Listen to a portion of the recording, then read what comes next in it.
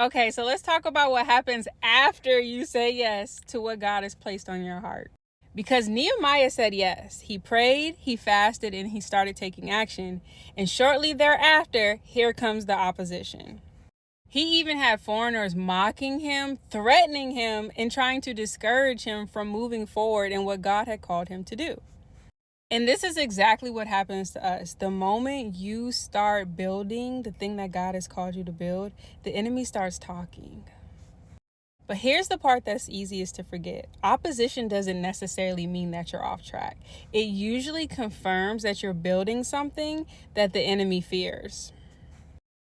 And although he was facing so much opposition, Nehemiah did not stop building that wall. He did not argue back and forth with them, and he didn't even fight them in the flesh. He went to God for wisdom and strategy.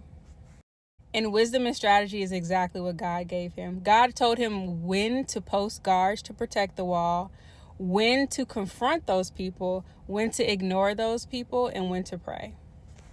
And that is why discernment is so important and why it matters the most, because not every distraction deserves your attention.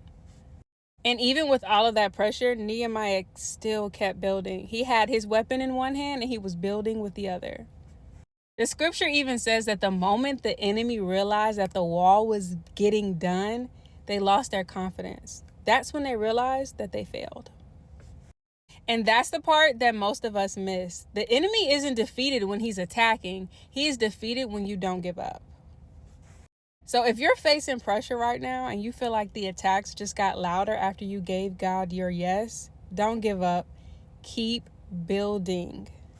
Because just like we see in Nehemiah's story, the enemy loses when you stay obedient.